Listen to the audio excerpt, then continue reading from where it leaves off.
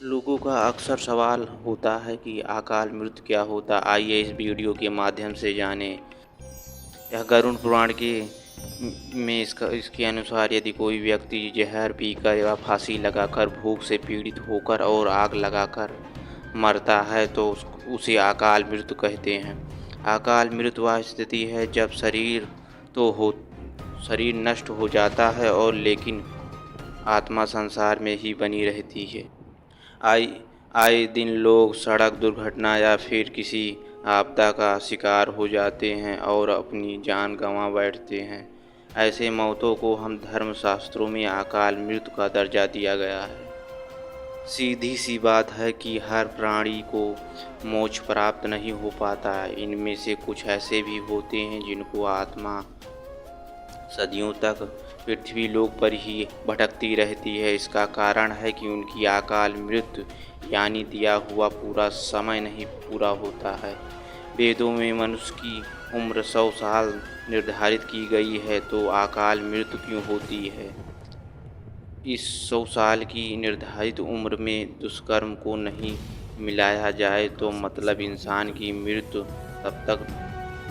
तभी होती है जब उसके पास धर्म कार्यों के लिए शक्ति नहीं होती।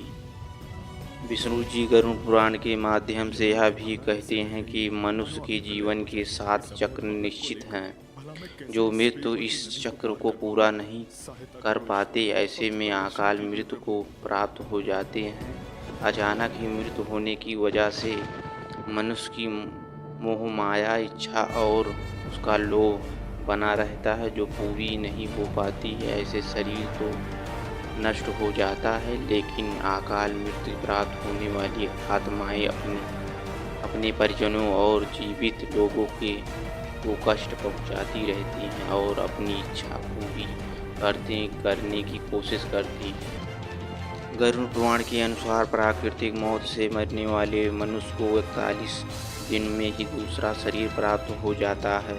इसके विपरीत अकाल मृत्यु व्यक्ति को भूत प्रेत पिशाच ब्रह्म राक्षस बेताल और छत्रपाल योनियों में भटकना रहता है।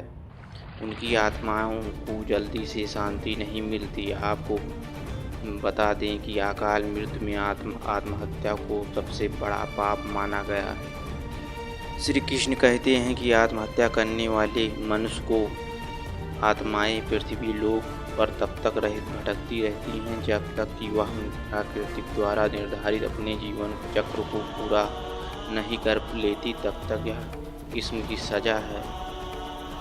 इस प्रकार की आत्माओं को न तो नरक लोक में जगह मिलती है और न ही स्वर्ग लोक में जगह मिलती। इस प्रकार से आत्माओं को मरने के बाद भी सबसे कष्टदायक स्थिति से गुजरना पड़ता है। यह